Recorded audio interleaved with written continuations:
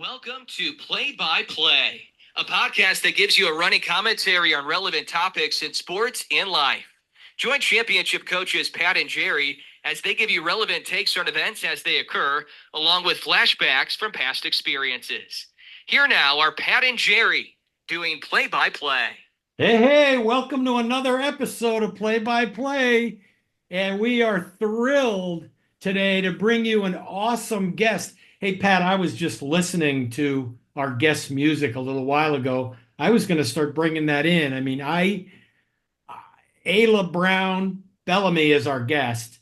And I go back, I've seen Ayla play basketball in college, but then one day I was taking a flight to Nashville, and who's sitting there but Ayla Brown? And we start talking in the airport. And then on top of that, she is sitting right next to me on the flight.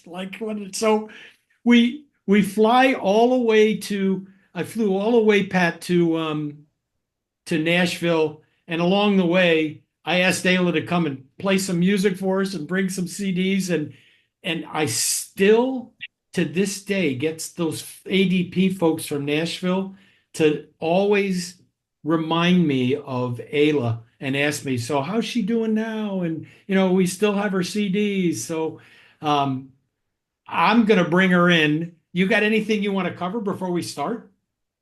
Welcome, Ayla. We have several things in common, Ayla and I, besides our Big East basketball background. Ayla, you're a Leo, right? Yes, Born I July am. 28th, right? All Yes, right. are My, you? my birthday's July 29th, so we're there, baby. Wow, that's right. I knew there was a connection. And I mean, literally, like between Jerry and I, which I want to comment on that in a second. But now, Pat, you and I have a little competition because, as you know, Leos need to be the center of attention. So I guess by Yeah. the end of this podcast, we'll see who wins. Now, now I Oh, defer to you. You're our guest. so she played for Boston College, and she's got her BC on. She then went on American Idol and was one of the finalists there. She then went to Nashville and cut two LPs or more than that. She's had multiple a songwriter, a singer, phenomenal voice. She actually did the Star Spangled Banner for the Philadelphia 76ers, Pat, your squad. And she's done it in Boston for the Celtics and around Boston. Gosh, she then went into radio and had a morning drive show that was really popular. And now she's off on another venture to have her own podcast that we'll talk about called The Hangout. Let's give a warm welcome to Ayla Brown Bellamy. Woo! Hey, Ayla. Thank you. And first of all, Jerry, thank you for adding my married last name. My husband is going to give you major props for that because professionally, I still do go by Ayla Brown, but like my heart, obviously, I'm married to the man of my dreams, and his last name is Bellamy, and that's what I go by legally. But no one except you has ever introduced me as my full legal name, which is Ayla Well, Brown Bellamy. So thank well, you. didn't you two cut a single? Did you did it? Yeah. Yeah. So Rob is his name, is my husband, Rob Yeah. Bellamy. And he and I, we actually met in Nashville. We're both from Massachusetts, ironically. And we met at a Patriots watch bar on a non-game day doing a singer-songwriter round. I know that's a lot to follow along with, but basically music in New England brought us together on this one specific night in Nashville. We ended up having a conversation, decided to write a couple songs together. And the songs went really great. Like we had total writing chemistry. And then the butterflies started kicking in a little bit for me. I wasn't sure if he was interested in something more than a friendship, but one day I invited him over for dinner and we shared a kiss and we've been inseparable ever since. And now we have two boys and we got married and living the dream, really.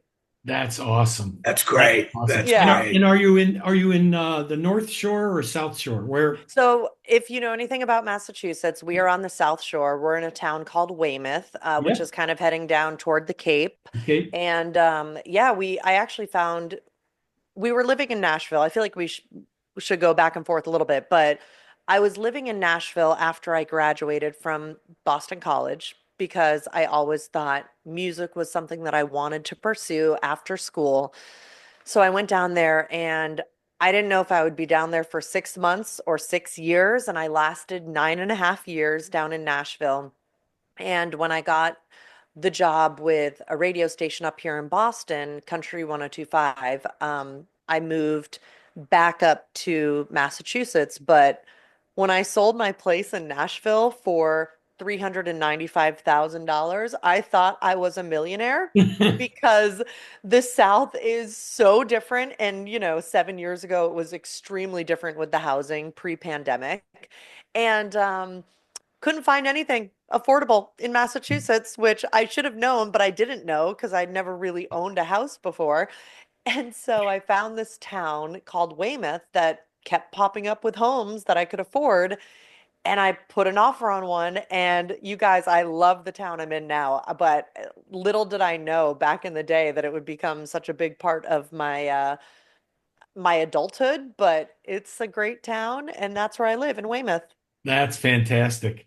Yeah. That's a great Let story. me let me go back to the beginning. Uh, I kid my son all the time, Ayla, that Boston is the third greatest rock and roll band of all time. I love their music. But anyway, you're in Massachusetts, not the bastion of country western roots or singing. So how did that become your love?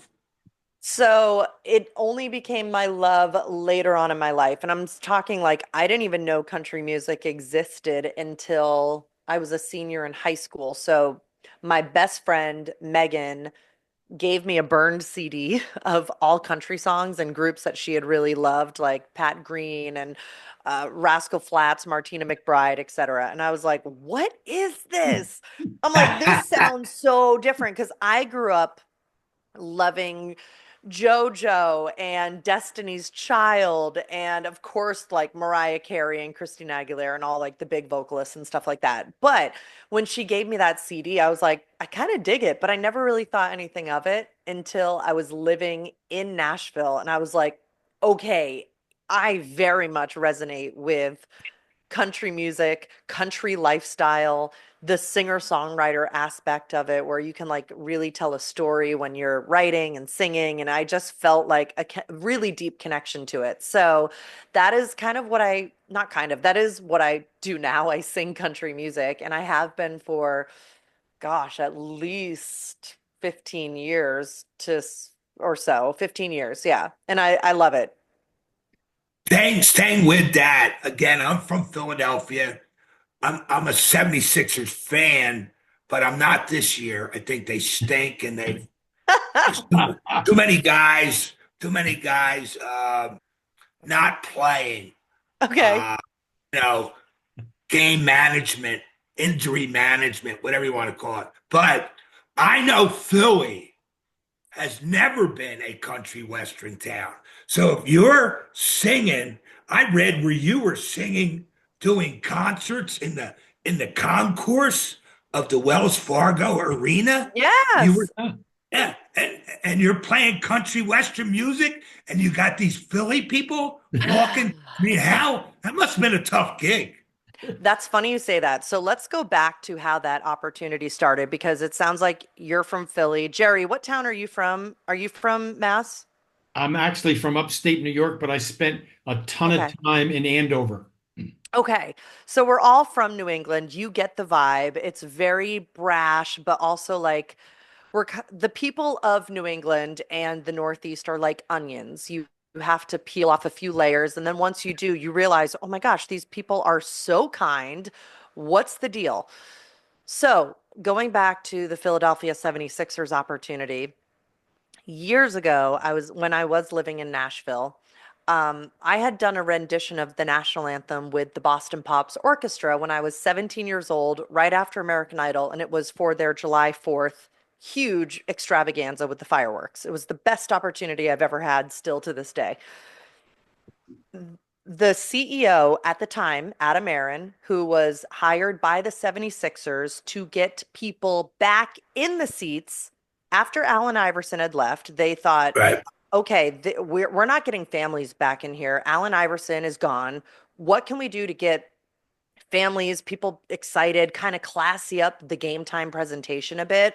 Maybe even like find a mascot for the first time, like, or for a while because they didn't have a mascot. And so, this guy, Adam Aaron, saw my rendition on YouTube and reached out to me with an AOL email. And I literally was like, there's no one besides my dad who has an AOL email. There's no way this guy works for the 76ers. But he asked if I wanted to have a conversation about being a part of the game time presentation. And I like put it off. And then finally he was like, listen, I would like to fly to see you perform. So he did. He saw me perform at the Topsfield Fair, and he came back to the like little rinky dink dressing room, and he said, what do we have to do to get you a part of this program? And I was like, I don't know. I live in Nashville. And he's like, don't even worry about that. We'll fly you up. And I'm like, okay. And I was like, well, what about, a place to stay? And he's like, we will put you in a hotel, not a problem. We will pay for your meals. Um, how much do you want?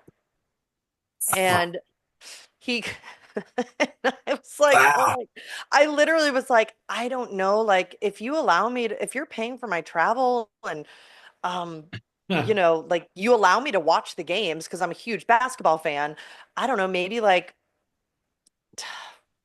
500. And he was like, 500,000. I was like, no, like maybe like $500 a game. And he's like, no. He goes, $1,000 a game. Yeah. Yes, we will pay for everything. And I was like, this has got to be a joke. They're literally That's, asking me to sing the national anthem and be a part of the team. Is this pinch me? Because as a former basketball player, yes, I'm not singing for my home team, which is the Boston Celtics, but I am being employed by the NBA. Is this really happening?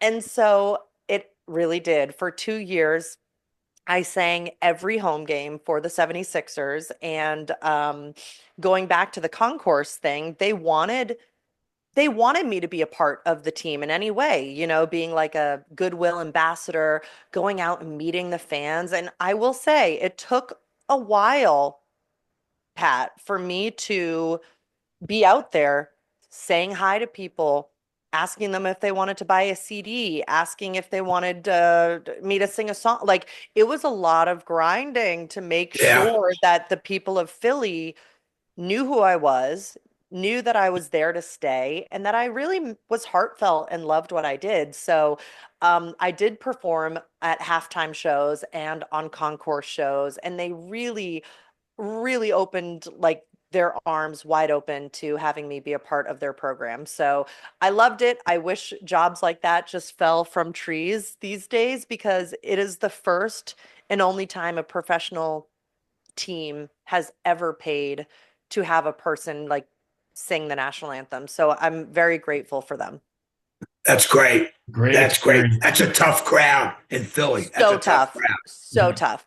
Yes, it was. It was. But you know what? I kept having to tell myself they're going to love me at some point. And I still have people from Philly that follow me with my Very good. music stuff. So, yeah, very grateful. That's great. That is great. Well, we had a connection too. I think alluded into. Do you remember that? I remember everything. I remember that you took out your laptop and you showed me an exercise and you said, I beat it. I beat it fair and square. And if now correct me if you've done it with other people, but you took out your laptop and you said something like follow the ball, right? And there was a Oh guy, yeah, yeah, yeah, yeah. yeah, there was a guy like dribbling the basketball, I, and it was probably like 60 seconds of following. Your goal is to follow the ball everywhere it goes.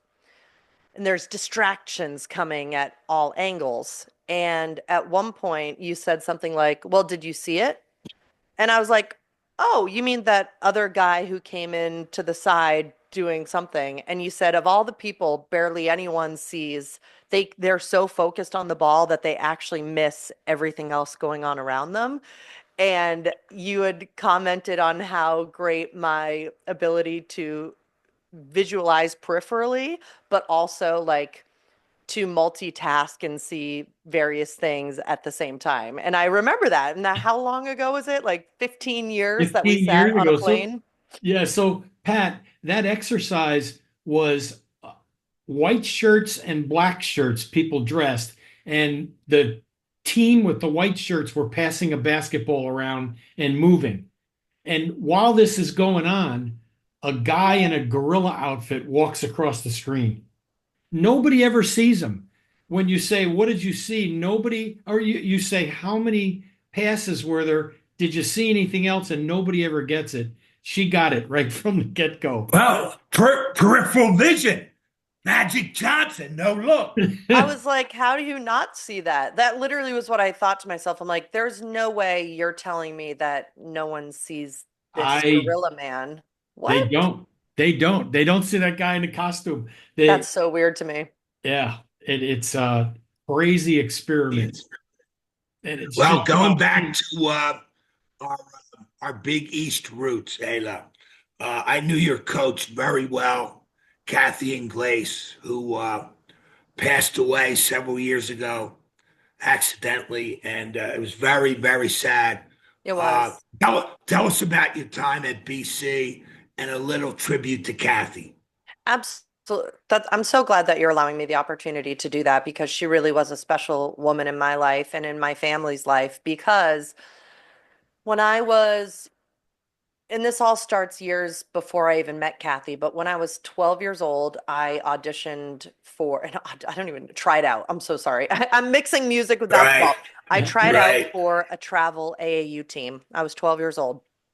And I didn't make it. In fact, I had the worst tryout of tryouts. I was passing the ball like off of my feet, like not catching it, the airballing. I was so nervous. It was a big deal to be a part of this program, and I flunked majorly, and I just went into a room and cried.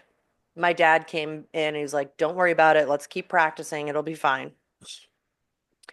By the time I was 14, I went to the Boston College summer camp because BC was the school for, you know, kids like me. It was the best school, best program, biggest school.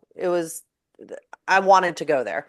So I went to their basketball camp and I met all the coaches and I had a great time and I had like a really great summer camp. But that year, for my high school career, I had made varsity as an eighth grader, varsity as a ninth grader. I was the leading scorer pretty much in the state by that point. And by the age of 15, I went to Boston College to meet with the coaches because they had heard of my basketball resume and they had watched me in camp and they were impressed. And I walked in there and I literally said to Kathy Inglace and her coaches, Bill Gould being one of them at the time, I told Yeah. them that um, BC is my dream school. I will do anything to play here. And I don't want to go on official visits anywhere else. Like, if you want me, I just want you to know that this is where I want to go. I was 15 at the time, and they told me and my dad to go get lunch. We came back, and they offered me a scholarship at 15 years old. wow. Kathy and Tremendous. Glaze and her staff took a chance on me, and it was just 3 years after having the worst tryout of my basketball career, thinking that I was not going to make any team. And they took a chance, and I got to play for my dream school and not just play, but be a starter on the team from my freshman all the way to my senior year. Kathy was my coach for 2 of the 4 years that I played there. And they were two incredible years. But if you know anything about Kathy, she's insanely intense. So they were two very intense years as well because I just wanted to play well for her. And everyone did. And so it was I look back on those times and I think to myself, man, I was just a kid. I was a kid playing like I was trying to be an adult. And she was able to like pull that out of you is like playing as a team, making that extra pass, slowing things down. And even though we were in the ACC, she had a totally still Big East style of play, which kind of was interesting to compete in the ACC, having a total different style of game. ACC was very fast paced, fast break. Big East was like slow it down, run the play. So it was a great 2 years, and I miss her dearly. And I still talk to one teammate of mine in particular, Brittany, who's a coach now in Chicago, and she always says to me, like, I coach like Coach Ingles would have coached this team. And it's such a sad situation to not have her with us, but anymore, but she is absolutely still in our memories. And she was a beautiful lady, and I miss her dearly. Yeah, Ayla, I forgot. You went to the ACC. See, I was at Georgetown 1986 to 2004. So you guys were in the ACC during your tenure. Yeah, my Who, entire time. Yep. yeah, I forgot about that. Who was the coach after Kathy? I forget. Sylvia Crawley. Oh, I know Silva. I remember Oh, my Lord. Yeah, so we had two very different style coaches. race different. So obviously, as I said before, Kathy Ingles was very structured and wanted to always run the play and use the clock and not a ton of fast breaks unless it was the right situation. Whereas Sylvia Crawley was very different in a lot of aspects. She was a lot greener when it came to coaching and coaching a team. I thought there were some holes there that weren't really filled very well. But that being said, her coaching style was much more fast break, just quick up the court, one or two plays, drive and dish sort of thing. So, I mean, I prefer the first style of coaching more, because I like to I don't know, I like to see plays develop. And even when I watch basketball now and I see them make that like extra pass and not rush the shot or rush it down the court, it like brings me back to that style of coaching that I don't think people do as much anymore. And the style of play in college and NBA and WNBA is just so much faster that when it is slowed down, you kind of like breathe a little bit. You're like, ah, that's what it's like to play basketball as a team. Yeah, it's Yeah, become they a don't 3 point screen game. anymore.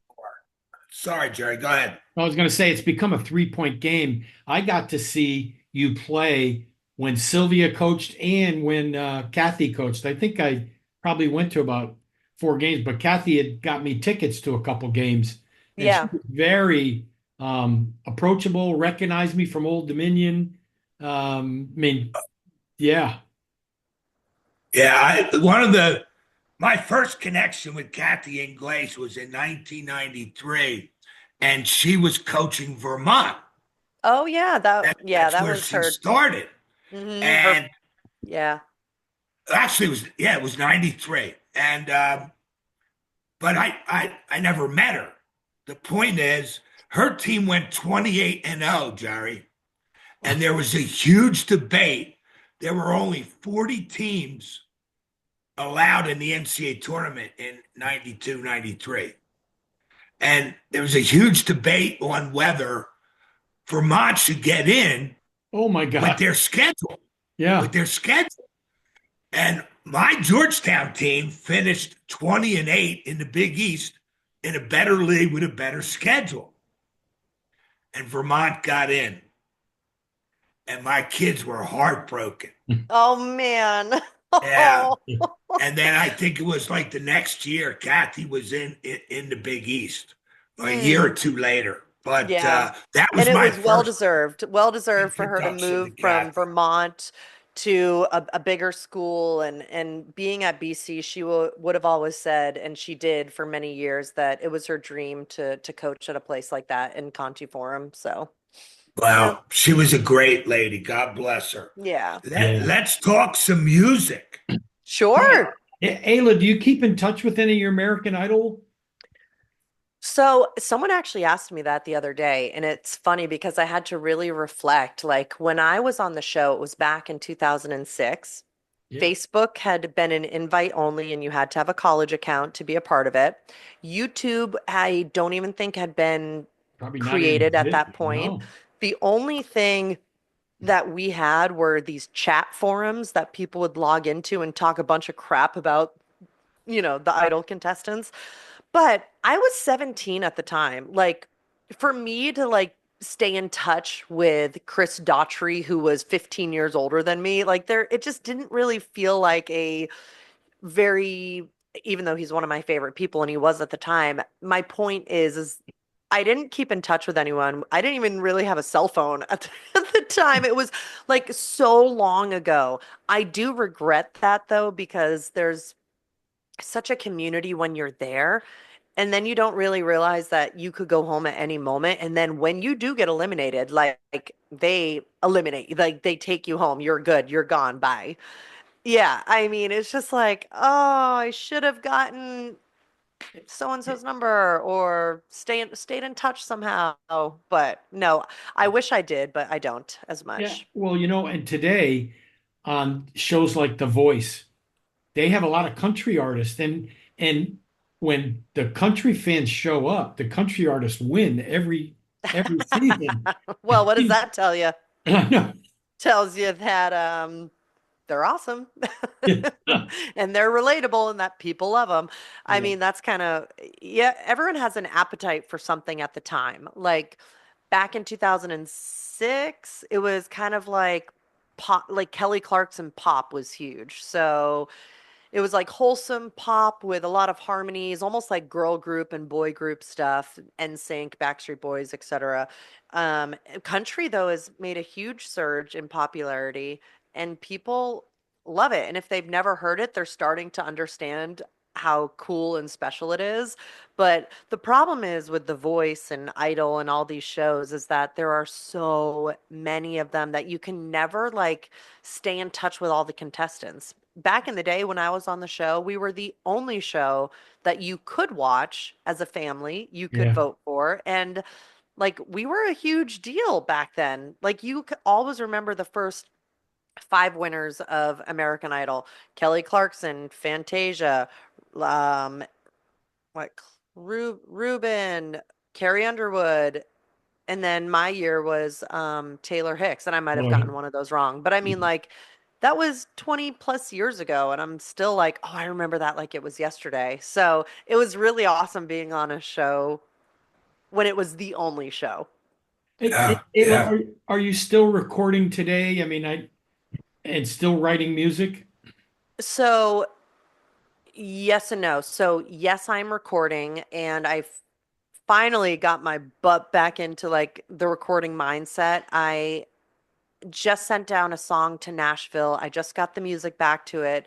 I have to put vocals on it, but I'm really excited to finally do that again because life just got really fast and in the way in so many ways. When I took the job with the radio station and I moved back, it was okay, this is my job now. I have to prep a show, get ready for a 3 a.m. wake up every single day. And then I got married, and then I became a Wow. mother of one, and now I'm a Wow. mother of two. And Yeah. I no longer have the radio job. And so I've just been like, not having time, emotional space, physical space, like anything to sit down and write a song, let alone read a book, let alone take a shower sometimes. Like I had to hire a babysitter just so I could have this time You with told me you. that. Yeah. Right? So Yeah. does that mean I Yeah. have to pay a babysitter to find time to write a song? Maybe that song might not ever make money. It might not even be good. That song might suck, and I'll never get that 3 or 4 hours back. And I've then paid $120 to have someone watch my kids. Like,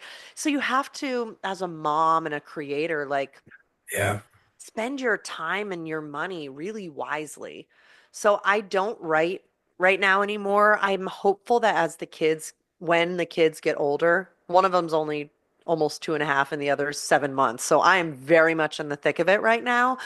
But I would love to like create and record more, but at least I have a song that I'm going to be recording and releasing. So there's that. I'm excited. That's great. I enjoyed your music that you make, and I've listened to it Thanks. over the years. And correct me if I'm wrong. Didn't one song you wrote and recorded have something to do with basketball? About one Oh on my one? God, yeah. So, Yeah. yes, yes, yes.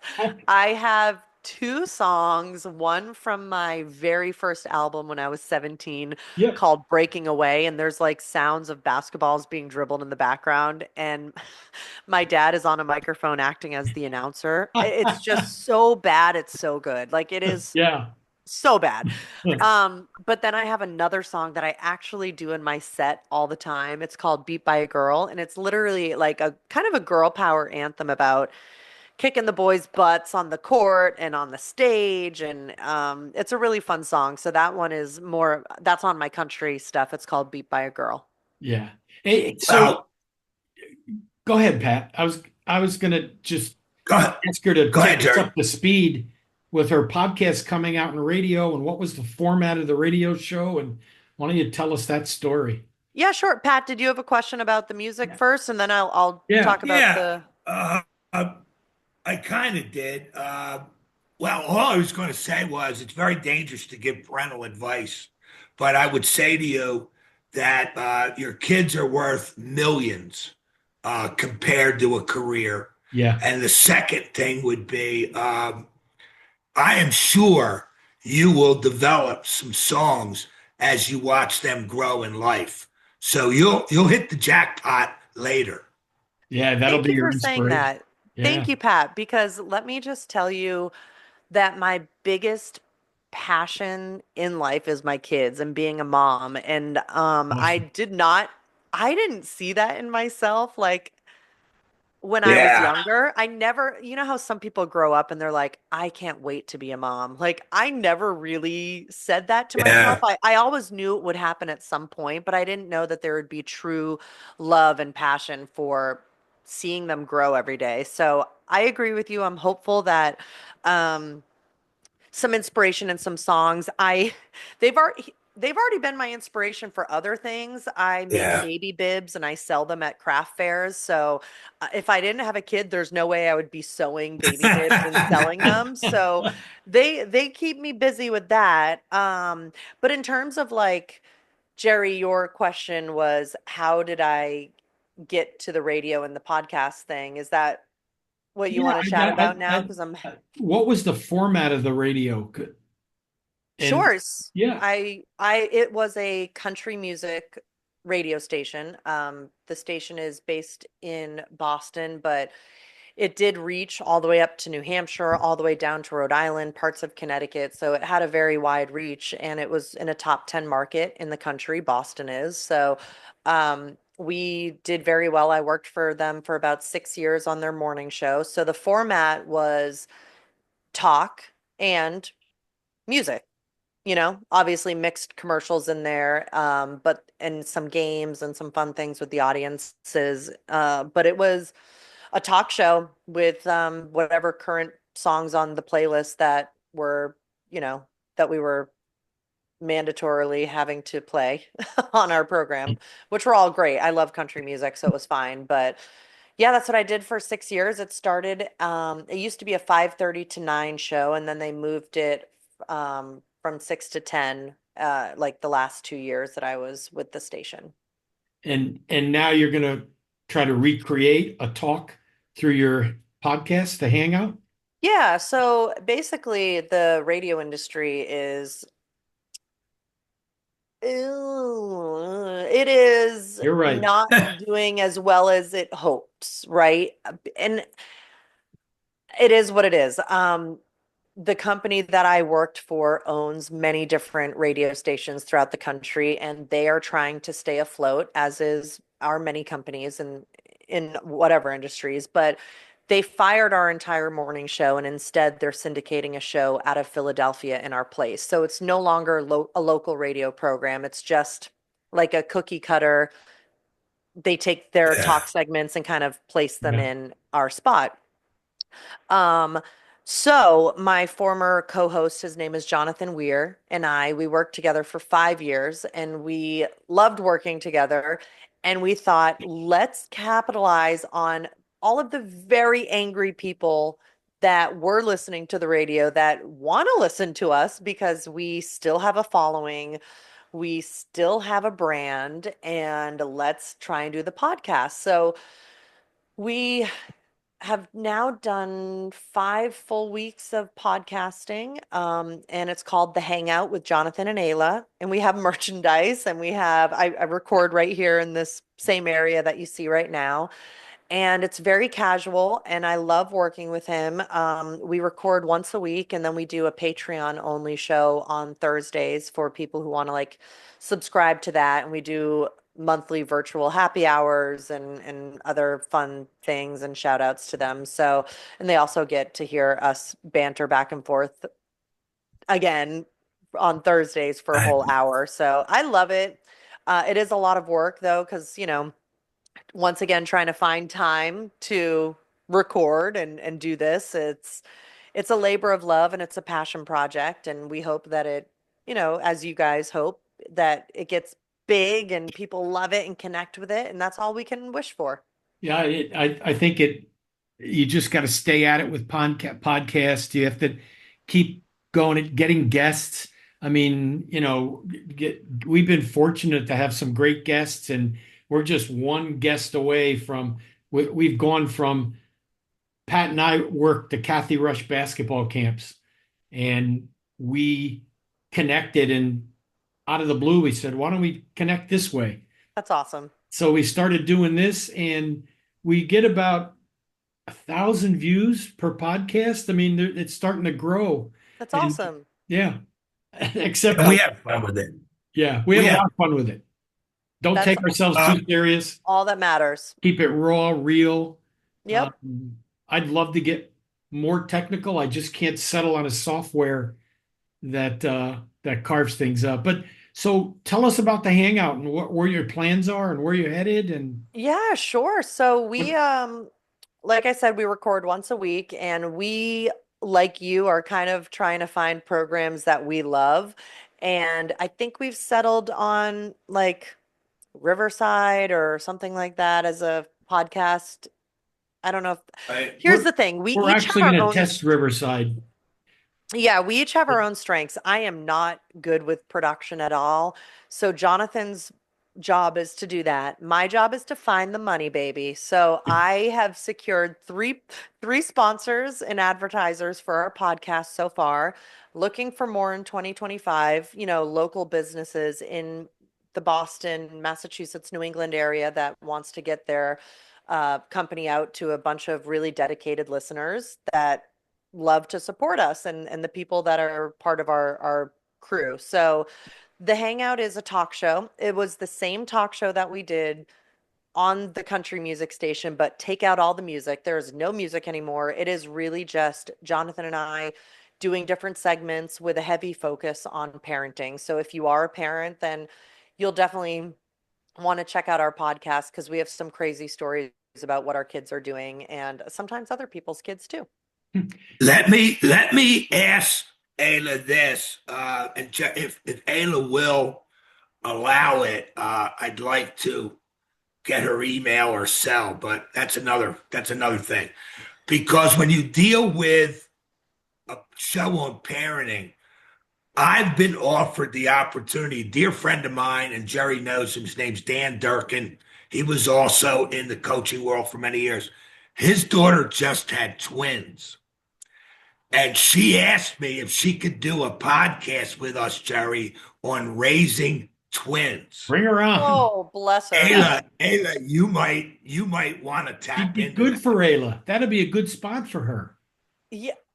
Oh my gosh. I just, there's a saying that we say in Nashville, and it's bless her heart, because oh my God, having one was a lot, and then having two now is like, oh my gosh, but having two at the same time, there is a special place in heaven for those who have twins or triplets or more. No doubt. But Yeah, yeah, no no, doubt. podcasting is great because at the end of the day, you want to be a service for someone looking for something. Now, in your case, it might be the connection that you both have to sports. For me and Jonathan, it was the connection that we had to Boston, but also each other and being parents, and that kind of it brings us all together. But I know people who are super successful just talking about um, healthcare and politics and like literally the list goes on and on. I'm sure I'm an avid sewer. I'm sure there's podcasts about sewing and quilting that really get people excited. You know what I mean? So there is Oh yeah. something Oh for yeah. and podcasting reminds me a lot of the music industry, as in back in the 90s, early 2000s, you had to be on a major label in order to get heard. And artists would devote their lives to trying to get on those big time labels. Now, anyone can be an independent artist, just like anyone can be an independent podcaster. Do we have the full support of the major label, of the major podcasting networks? No, but you know what? We get to do this and do and have fun with it and love it. And maybe we can make it a bigger thing, like that is the power of independency. And I think that podcasters and musicians and creators are finally feeling the effects of that, which is great.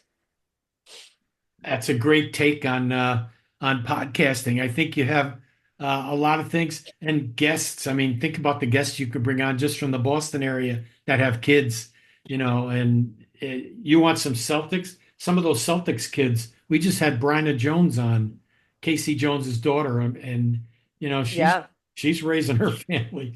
Yeah. Yeah. Everyone is doing something. Yeah. It's great. Well, I don't want to take up any more of your time. Is anything else you want to share? I got to tell you, I've always been a big fan of yours.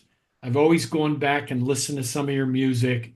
Um, it was a big thrill to bump into you. Not only watched you play in college, but then watched you grow um, from American Idol to Nashville to, I mean, just an incredible, and being up in New England during a lot of that, just an incredible success story. And I, Thank you. I wish you, I think you're going to do great things. I, I can't imagine somebody not wanting to listen to you and Oh, Jonathan. well, I feel the same way about you both, and I appreciate the opportunity to tell my story. And whenever it gets out, I'll make sure to share, and vice versa. If there's anything I can ever help you guys with here in Boston, don't hesitate to ask. But I do appreciate the opportunity, and yeah, I wish you guys luck on the podcast. Thanks. Pat, anything, any final comments before we? Uh, no, I think we can wrap it up. It's a pleasure meeting you, Ayla. You too, Pat. There are a number of things on your bio that have intrigued me in terms of your music performance. Maybe I think we ought to have Ayla back again. Yeah, Uh, I'd love to get her back like before the yeah, NC2A tournament. She's top five in Massachusetts for points scored by any male or female from her it's what and 23-58. And again, we don't talk politics on this show, but I love her dad. If you're the governor of Massachusetts and a Republican, you're a rare breed. Well, he And wasn't the governor, he was the senator, but same I thing. was the senator, Yeah, my he bad. was awesome too. Thank you. Same He's the thing. best. I used to watch him on Fox all the time, so Yeah. I Oh, well, thank appreciate it. you. Yeah, there's a lot of I guess to conclude, in my life, there have been many different hats that I've worn. The sports hat, the basketball, right? The singing hat, the now motherhood hat, radio. I mean, like, I should have a closet full of hats because sometimes I can just put one on and be that person again. I can put my BC jacket on and be like right back in college and like talk basketball. And I haven't played basketball in so long, but it's here. It's in, all these things Right, are things that I've spent so many years and minutes and hours and months practicing and trying to become better at. And right. I it is exhausting sometimes, but I've never, and I think this might be a good way to end the podcast because I've never said no to an opportunity. And even if I've been so scared and nervous to try it, I've never said no. I've always thought, okay, at the end of the day, if I screw up, at least I did it and can say I did it. And I think that that's a good lesson in life to just always be ready for the next thing because one day you could be a basketball player and what you break your leg or your arm and what do you have to fall back on? Is there anything that kind of gets you excited and jazzed up in life anymore, or was it just sports? So I think college kids, especially when they go to school just for that sport, they really need to think, okay, what is life going to be like post college? That's why I majored in communications. I wanted to make sure that I was able to use skills that I was interested in to parlay that into a career later on in life. And knock on wood, I'm doing that still. So, yeah, just have a closet and make some room for some hats. Love that. We'll stop right on that. Thank you. You are so welcome, you guys. Have a great day. You too.